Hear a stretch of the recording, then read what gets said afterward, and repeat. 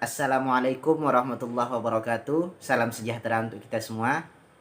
Semoga kita semua selalu dalam keadaan sehat. Perkenalkan, saya Abdurrahman Sidik dari jurusan Manajemen, mahasiswa Universitas Dinamika Bangsa Jambi. Dan saya akan mempresentasikan serta sharing kepada rekan-rekan. Semoga rekan-rekan bisa menambah wawasan setelah menonton video ini. Nah, yang pertama ada fungsi dan ragam bahasa. Apa sih ragam bahasa itu? Ragam bahasa adalah variasi bahasa menurut pemakainya, yakni yang berbeda-beda tergantung topik yang dibicarakan. Ada hubungan antara pembicara, pembicara dengan lawan bicara, serta pembicara media. Nah, di negara kita sendiri, negara Indonesia, memiliki bangsa dengan suku, adat, dan budaya yang berbeda-beda. Tentu masyarakat di Pulau Jawa akan berbeda bahasanya dengan masyarakat di Pulau Sumatera. Namun untuk itu, bangsa kita sendiri memiliki bahasa persatuan, yaitu bahasa Indonesia. Jadi ketika kita bertemu atau berkomunikasi dengan orang-orang dari daerah lain, kita bisa menggunakan bahasa persatuan, yaitu bahasa Indonesia. Nah, pada umumnya bahasa Indonesia sendiri dibagi atau digolongkan menjadi dua, yaitu bahasa baku dan bahasa tidak baku. Bahasa baku sering kita gunakan pada acara-acara formal atau acara-acara resmi lainnya. Sedangkan bahasa tidak baku biasa kita gunakan dalam keadaan sehari-hari, bertemu keluarga, serta bertemu teman-teman dan sebagainya. Kemudian ragam bahasa dibagi menjadi dua jenis, yaitu ragam bahasa lisan dan ragam bahasa tulisan. Ragam bahasa lisan adalah ragam atau bahasa yang dihasilkan dengan alat ucap sebagai unsurnya. Sedangkan ragam bahasa tulisan adalah bahasa yang dihasilkan dengan menggunakan tulisan dan rangkaian huruf sebagai unsurnya. Fungsi ragam bahasa. Yang pertama, menyatukan berbagai bahasa di Indonesia. Yang kedua, sebagai simbol kebangsaan. Yang ketiga, sebagai simbol identitas.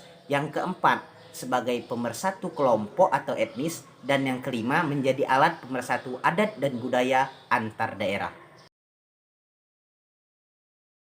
Yang kedua yaitu diksi. Apa diksi itu? Ya, diksi adalah pilihan kata yang tepat dan selaras untuk ungkapan gagasan sehingga mampu menyampaikan apa yang ingin disampaikan oleh seorang pengarang.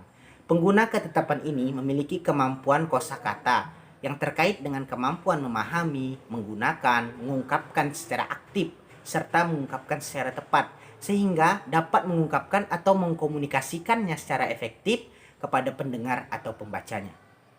Lalu apa fungsi diksi? Fungsi diksi ialah membuat orang-orang yang membaca atau mendengar suatu karya sastra dapat memahami apa yang disampaikan oleh pengarang, serta mampu mengekspresikan dan membuat gagasan yang tepat sehingga dapat menyenangkan pembicara atau pendengarnya.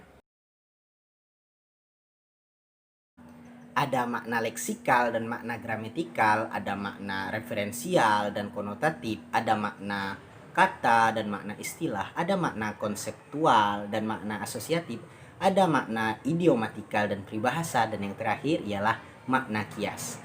Dan 3 poin penting lainnya ialah relaksi makna, perubahan makna, serta idiom dan ungkapan idiomatis. Yang ketiga yaitu kalimat. Apa itu kalimat? Kalimat adalah satuan bahasa yang terdiri dari satu kata atau rangkaian kata yang mampu berdiri sendiri serta mampu menyampaikan maknanya. Nah, kalimat sendiri ialah satuan bahasa terkecil yang mampu menyampaikan pikiran secara utuh, baik dengan cara lisan maupun tulisan. Jika dengan cara lisan, kalimat bisa digunakan dengan intonasi-intonasi lemah lembut, naik turun, dengan membaca yang keras serta jeda, dan diakhiri dengan intonasi akhir. Sedangkan secara tulisan, kalimat bisa ditulis dengan diawali huruf kapital dan diakhiri dengan tanda titik. Kemudian ada 5 unsur kalimat. Yang pertama ialah subjek, yang kedua predikat, yang ketiga objek, yang keempat pelengkap, dan yang terakhir atau yang kelima ialah keterangan. Kemudian ada inti kalimat. Inti kalimat ialah kepingan utama atau kepingan elemen yang menjadi bahan utama atau penting yang terdiri dalam kalimat yang memiliki subjek sebagai elemen penting, predikat sebagai elemen penting, objek sebagai elemen tambahan, dan pelengkap sebagai elemen tambahan. Kemudian kalimat dibagi menjadi dua, yaitu kalimat langsung dan kalimat tidak langsung. Kalimat langsung ya ini adalah kalimat yang langsung menirukan ucapan atau perkataan orang lain. Sedangkan kalimat tak langsung ya ini kalimat yang mencetakkan ucapan atau perkataan orang lain. Dan yang terakhir ya ini kalimat efektif. Kalimat efektif adalah kalimat yang disusun berdasarkan kaidah-kaidah yang dimiliki atau berlaku sebagai unsur-unsur penting yang dimiliki setiap kalimat. Nah, yang keempat atau yang terakhir ialah paragraf. Apa sih paragraf itu? Paragraf adalah suatu bagian dalam suatu rangkaian yang mengandung gagasan pokok atau pikiran utama dan beberapa gagasan dan pikiran penjelas. Dan paragraf juga termasuk himpunan kalimat-kalimat yang bertalian dalam suatu rangkaian sehingga membentuk suatu gagasan. Kemudian, apa sih kriteria-kriteria paragraf? Yakni yang pertama ialah terdiri dari kalimat utama yang berisi gagasan penjelas. Yang kedua, membentuk suatu kesatuan antara gagasan dan penjelas. Dan yang ketiga, paragraf minimal terdiri dari 2 kalimat. Nah, jenis-jenis paragraf berdasarkan kalimat utamanya. Yang pertama adalah paragraf deduktif. Paragraf ini adalah paragraf yang kalimat atau gagasan utamanya terdiri di awal paragraf. Kemudian ada paragraf induktif. Paragraf ini adalah paragraf yang gagasan utamanya terdiri di akhir paragraf. Kemudian ada paragraf campuran, adalah paragraf yang kalimat atau gagasan utamanya terdiri di awal dan di akhir paragraf. Kemudian jenis-jenis paragraf berdasarkan tujuannya. Yang pertama ada paragraf narasi. Tujuannya ialah untuk menceritakan suatu peristiwa atau suatu kejadian. Kemudian ada paragraf deskripsi, yaitu untuk menjelaskan suatu objek dengan cara detail dan terperinci.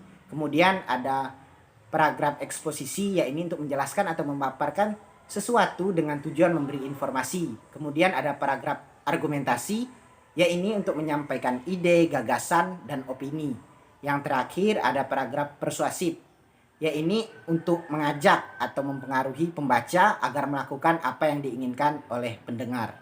Baiklah, sebelum saya menutup presentasi saya, jika ada kesalahan atau kekeliruan pada apa-apa yang saya sampaikan tadi, dimohonkan untuk guru pembimbing dan rekan-rekan saya untuk menanggapi. Terima kasih. Wallahul muwaffiq ila aqwamit thoriq. Wassalamualaikum warahmatullahi wabarakatuh.